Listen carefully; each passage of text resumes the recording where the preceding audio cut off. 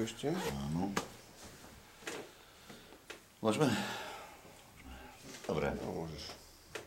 Máme za sebou celku zaujímavý duel s viac ako zaujímavým priebehom.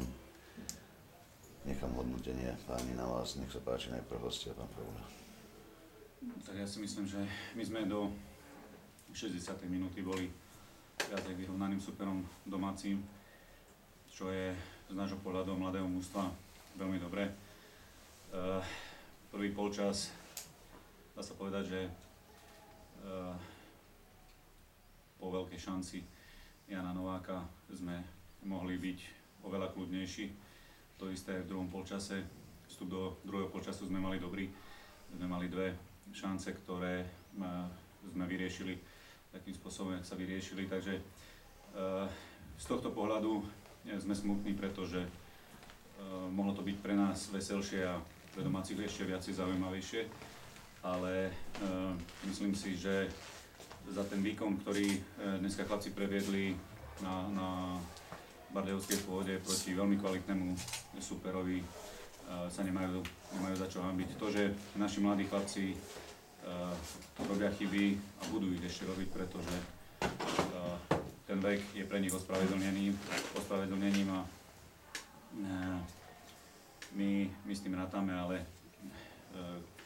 hráči, ktorí prišli dneska ako Jano Novák a Erik Pačinda, ukázali, že tí mladí sa o nich mohli oprieť, doniesli do mužstva veľkú kvalitu a momentálne neostáva nič iné, len domácim zablahoželať, pretože po strelení druhého gólu si to už domáci svojimi skúsenosťami a svojou umnou hrou už uhrali. My sme prakticky už nevedeli na to reagovať. Chlapci išli psychicky trošku dole a nepodarilo sa nám udržať ten výkonnostný trend, ktorý sme mali do strelenia toho. Ani by som nepovedal, že druhého, ale skôr prvého, ten nás dosť zložil. Takže blahoželám domáci k víťazstvu. Viesť 52 minút vlastne, ak rátame teda, že ste dal úvodný gól v 8 minúte, padal viesť 52 minút v takomto dôležitom zápase a potom vlastne ísť na 1-1 a na 2-1, to musí byť teda, myslíte si, že aj toto mužstvo trošku zlomilo? Ja si myslím, že nielen toto mladé mužstvo by to zlomilo, pretože my sme mali, tak ako aj domáci, mali veľmi dobré príležitosti, čiže ten futbal, ja si myslím, že sa musel páčiť, pretože prvý polčas zniesol vysoký štandard. Mali domáci, my zase na druhej strane Jano Novák, sám pred brankárom, trošku iná realizácia zakončenia, mohlo to byť úplne zase diametrálne odlišné. To isté v druhom polčase zase úvodne zlý, dve šance, kedy poza chrbát vedel, kedy dostal tie loptu Jano.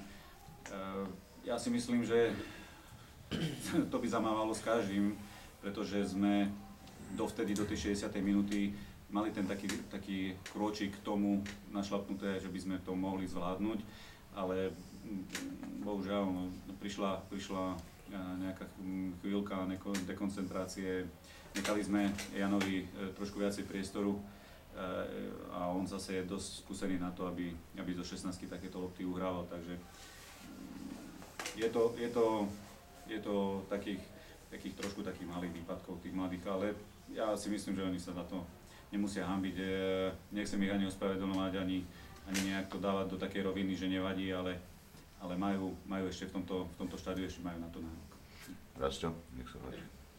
Rozhraný prvý polčas, veľa nepresností, aj šance, opäť premieňanie.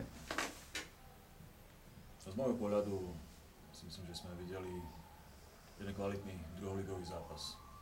Očakávali sme kvalitu zo strany Košic, čo sa aj potvrdilo. Trošku nás pribrzdil lacný gól, ktorý sme inkasovali, ale treba podotknúť, že potom Dušan následné dve šance supera zneškodnil, takže dá sa povedať, že mužstvo podržal. Dvere zatvorte, bo tam kričia.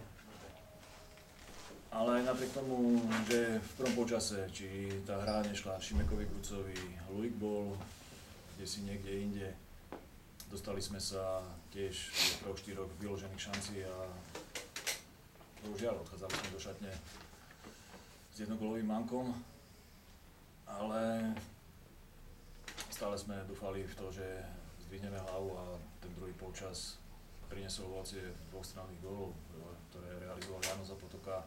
A si myslím, že to úsilie, ktoré sme vynaložili v druhom polčase, ako si myslím, že ten zápas sme zaslúžene obratili v prospech nás. A jednoznačne v prvom polčase nám robil veľké problémy Erik Pačinda, ktorý v strede poľa tam dominoval a bolo vidieť, že je to hráč z inej kategórie. A takisto Jan Novák, ktorý svojimi skúsenosťami, ale v druhom počase sme si dali na nich pozor a si myslím, že sme ich odstavili z hry a to bolo pre našu hru veľmi dôležité. A obžil zase naopak Luik v druhom počase, už ho bolo cítiť na tom ihrisku. A tá naša aktivita si myslím, že priniesla 2 góly a ja si myslím, že to dobré vykonanie aj zaslúžené 3 body. Možno obžil aj preto, že dostával nepomerne viac lôb než v prvom polčase. A Gaňona. Môže to byť aj týmto spôsobom, ale stále ešte, jak som minule hovoril, ako tá spolupráca s ním je náročná. Druhý počas hral na hrote a potom sprava. Ako prvý počas hral z ľavej strany, takže uvidíme. No. Je to aj pre nás nejaká taká skúsenosť do ďalších zápasov s jeho postavením, na ktorom poste nastúpi, ale nebol to len on, ale si myslím, že všetci 11 zabrali tak, ako sa patrí. Plus striedajúci hráči, musím spomenúť aj Vadapidu, ktorý mal miliónovú šancu, áno. Šancu, do ktorej sa dostal. A takisto René svojím pohybom takisto priniesol a v závere aj Mišo Kutlík. Takže si myslím, že je spokojnosť. Pán Fabuľa, keď môžem, boli to také 2 rozdielne polčasy. Už ste spomínali, že v prvom bolo to tak, ale v druhom, čím vás prekvapili domáci? Alebo ste čakali, že určite ste museli čakať, že v druhom polčase budú domáci a podstatne aktívnejší a stalo sa a ste to neustražili. Ak ste si všimli, my sme trošku zmenili aj systém, ktorý do tej 60. minúty slávil úspech, kde Jano Novák išiel 2-krát sám z kraja. A takže problém nebol ničom inom, len v tom, že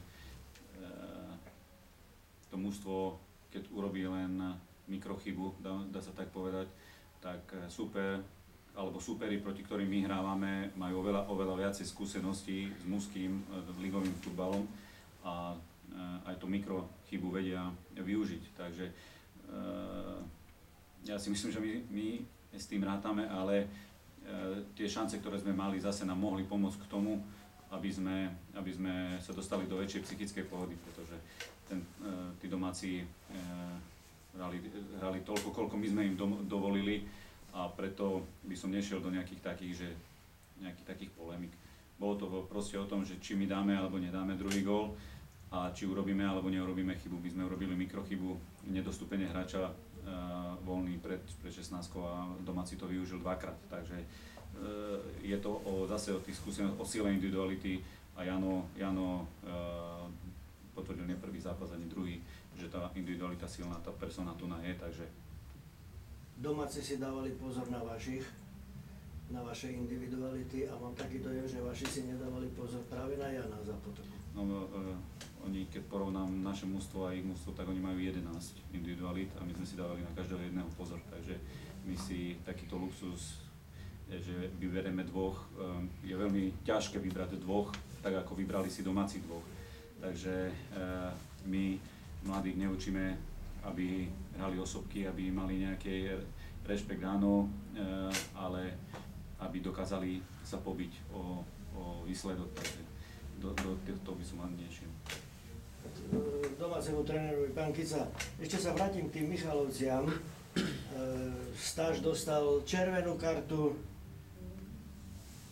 dnes hral, ale výsledok zostal. Ako sa pozeráte na tú, dá sa povedať, kauzu? Rozhodca je človek, omyl. Ľudský faktor. Nič iné k tomu vám nepoviem. Spravil chybu. Čiže bolo to spravodlivo vyriešené podľa vás? Tak na ihrisku nie, ale po zápase áno. Pomýlil Ale ste sa. hrali oslabení Hrali sme, bohužiaľ. Už to späť nevrátime, ani sa k tomu nechcem vracať. Výsledok už neovplyvníme a bohužiaľ, hrali sme, neviem, 25 minút sme hrali neoprávnene o jedného menej. Gól z pokutového kopu, ktorý tiež si myslím, že bol veľmi prísny a prísne nariadený. Bohužiaľ. Ja si myslím, že dnešný zápas mal o 30% vyššiu kvalitu ako Michalovci. Čo v nasadení, v bojovnosti. Ešte Ale, sa vrátim ale tej- aj v hernej kvalite. Ako boli šance na jednej strane, na druhej strane. Ja som veľmi rád a musím len povzbudiť domáceho trénera, že tu prišli hrať futbal. Mali sme tu predtým dve domáce zápasy, čo sa týka dva domáce zápasy Dolný Kubín a Moldava, ktorí tu prišli jednoznačne s defenzívnou taktikou a len sa pokúšali, čo im vyjde z breakov. A tu sme videli aj keď Otvorenú máme hru. mužstvo, ale jedno konsolidované mužstvo, s ktorým sme hrali už v príprave, kde sme prehrali 2-4 a dnešný zápas ako to mužstvo potrapí nejedného favorita v tej súťaži a si myslím, že v tej hornej polovici budú figurovať. Ešte jedna otázka. Určite čakáte viac, už ste spomínali legionárov, Gaňona, Grucu. Čo im chýba v tej koncovke? Tu počúvam, že jazykové znalosti a tak ďalej, všetko. Predsa len obidvaja sú aktívni na tom hrote, ale tá koncovka je, dá sa povedať, taká neúspešná. No na jednej strane sa trápia, sami to cítia, ako v tréningu idú naplno. No dojde strelený gól, ako viac kľudu v tej koncovke a nič iné. Ako tam nejaká kvalita určite v nich je, neviem nejaká, ale veľká kvalita, len bohužiaľ. No, momentálne možno tá forma športovania je na takej úrovni, ako by sme si žiadali, ale myslím si, že postupom času a možno ten jeden strelený gól alebo jedna finálna prihrávka ich nakopne tak, že pôjdu tak, ako by sme si želali všetci. Ďakujem pekne. Ďakujem. Ďakujem.